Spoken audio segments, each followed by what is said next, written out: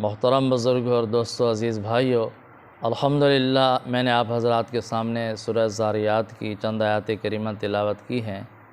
یہ 26 پارے کی آخری آیات کریمہ ہیں، یہ 26 پارے کا آخری درس ہے۔ ان آیات کریمہ میں سیدنا حضرت ابراہیم خلیل اللہ علیہ السلام کے متعلق ایک واقعہ بیان فرمایا گیا ہے۔ اللہ تعالیٰ ارشاد فرماتے ہیں، حل اتاک حدیث ضیف ابراہیم المکرمین، کیا آپ کے پاس ابراہیم علیہ السلام کے معزز مہمانوں کا واقعہ پہنچا ہے؟ کیا آپ نے وہ واقعہ سنا ہے کہ جب معزز مہمان حضرت ابراہیم علیہ السلام کے پاس تشریف لائے اور ابراہیم علیہ السلام ان کے درمیان کیا گفتگو ہوئی، کیا معاملہ پیش آیا، کیا آپ کو معلوم ہے کہ آپ تک واقعہ پہنچا ہے؟ اذ دخلوا علیہ فقالوا سلاما، جب وہ ابراہیم علیہ السلام کے پاس تشریف لائے اور انہوں نے سلام کہا، قال سلام، ابراہیم علیہ السلام نے سلام کے جواب میں بھی سلام کہا۔ قوم منکرون، ابراہیم علیہ السلام نے دل میں محسوس کیا کہ یہ اجنبی لوگ ہیں، جن کے ساتھ تعارف نہیں ہے، میں جانتا نہیں ہوں۔ یہ فرشتے تھے جو حضرت ابراہیم علیہ السلام کے پاس تشریف لائے تھے انسانی شکل میں۔ ابراہیم علیہ السلام نے سمجھا کہ مہمان آئے ہیں میرے پاس، تو حضرت ابراہیم علیہ السلام کو انہوں نے سلام کیا۔ ابراہیم علیہ السلام نے سلام کا جواب ارشاد فرمایا، اور پھر ابراہیم علیہ السلام اتنا محسوس کر رہے تھے کہ ہیں کوئی نئے آدمی ہیں، اجنبی ہیں، پہچانے تو نہیں جا رہے، لیکن مہمان نواز بہت تھے ابراہیم علیہ السلام۔ فراغ الی اہلی فجاء بعجل سمین، گھر کی طرف لوٹ گئے اور ایک بچڑا ذبح کیا، اس کو بھونا، اس کو تالا، اور تلا ہوا ایک بڑا موٹا بچڑا لے کر ان کے سامنے پیش کر دیا۔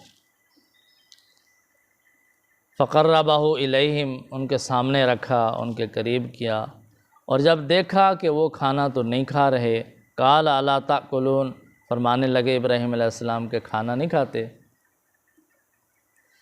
اس وقت رواج یہ تھا، اگر کوئی آدمی کسی کے پاس مہمان بن کر آیا ہے اور اس آدمی نے اس کی میزبانی کی ہے، اس کے سامنے کھانا پیش کیا ہے اور وہ نہیں کھاتا، تو اس کا مطلب یہ ہوتا تھا کہ وہ اس کا خیر خواہ نہیں ہے، اس کو وہ دشمن سمجھتے تھے کہ یہ ہمیں نقصان پہنچانے والا ہے، اب ہمارا کھانا قبول نہیں کرتا، دعوت قبول نہیں کرتا، یہ ہمارا دشمن۔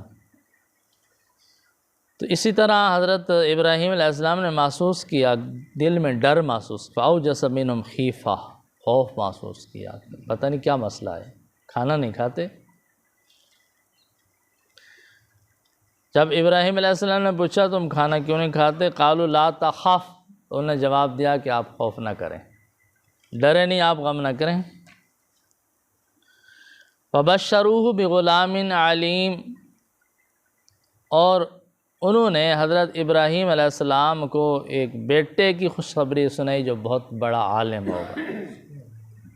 انہوں نے کہا کہ ہم انسان نہیں ہیں، ہم فرشتے آئے ہیں، آپ کے پاس آئے ہیں آپ کو خوشخبری سنانے کے لیے، اللہ تعالیٰ آپ کو بیٹا عطا فرمائیں گے جو بہت بڑا عالم بھی ہوگا۔ مفسرین حضرات لکھتے ہیں کہ اس وقت ابراہیم علیہ السلام کی عمر مبارک 80 سال سے زیادہ ہو چکی تھی، گھر والی بھی بوڑھی ہو چکی تھیں، بانجھ ہو چکی تھیں، بچے جننے کے قابل نہیں رہی تھی۔ دعا تو مانگ رہے تھے اللہ تعالیٰ سے، ربی حب لی من الصالحین، ربی حب لی من الصالحین، اے اللہ مجھے صالح اولاد عطا فرما۔ دعا مانگتے رہے، یہ اللہ کی مرضی ہے، اللہ تعالیٰ قبول فرماتا ہے، کب پوری فرمائے گا اس کی اپنی مرضی، اللہ کے پیغمبر ہیں۔ ہم لوگ بے صبرے ہو جاتے ہیں نا، ابھی دعا مانگ کے کہتے ہیں ابھی پوری ہو جائے، پتہ نہیں دعا میری پوری نہیں ہوتی، پتہ نہیں مجھے کام نہیں ہوتا میرا۔ اللہ کے پیغمبر ہیں، سالوں سال گزر گئے، دعا مانگ رہے ہیں، مایوس نہیں ہو رہے۔ اللہ تعالیٰ نے دعا قبول فرما لی، خوشخبری سنانے کے لیے فرشتے آئے، انہوں نے خوشخبری سنا دی۔ فبشروہ بغلام علیم، انہوں نے ابراہیم علیہ السلام کو بیٹے خوشخبری سنائی اور یہ بھی سنا دیا کہ وہ بہت بڑا عالم بھی ہوگا۔ فَأَقْبَلَتِ امْرَأَتُهُ فِي سَرَّةٍ فَسَكَّتْ وَجْهَهَا وَقَالَتْ عَجُوزٌ عَقِيمٌ۔ یہ گفتگو ابراہیم علیہ السلام کی گھر والی بھی سن رہی تھی۔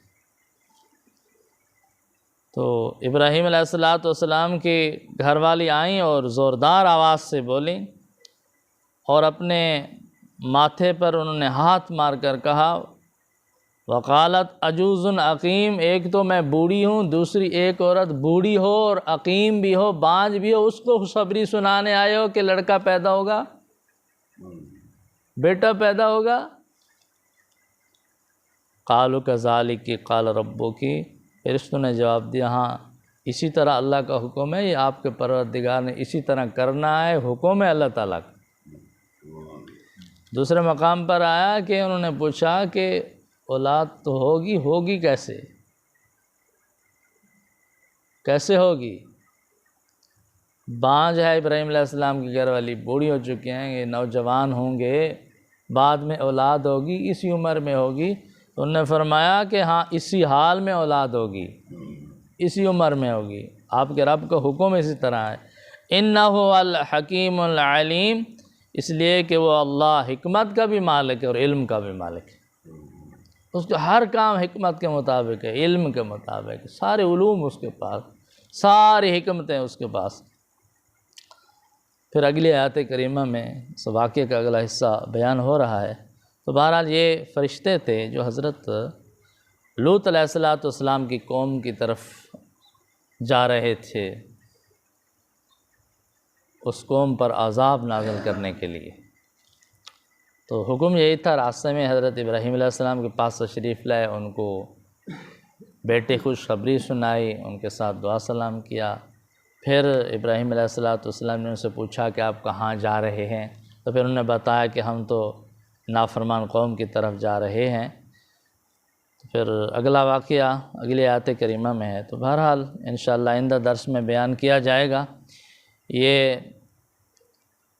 26 پارے کی آخری آیت کریمہ تھی، آخری درس تھا۔ الحمدللہ اللہ تعالیٰ کے فضل و کرم سے ہمارے 26 پارے کا آخری درس مکمل ہوا ہے۔ اس پارے میں جو کچھ پڑھا ہے، سنایا ہے، دعا ہے کہ اللہ تعالیٰ ہمیں اس پر عمل کرنے کی توفیق عطا فرمائیں، اور جو صورتیں باقی ہیں، جو پارے باقی ہیں، اپنی رضا کے لیے اپنے فضل و کرم سے ان کے ترجمہ اور تفسیر مکمل کرنے کی توفیق عطا فرمائیں اور اس کو آگے پہنچانے کی توفیق عطا فرمائیں۔ وآخر دعوانا الحمدللہ رب العالمین۔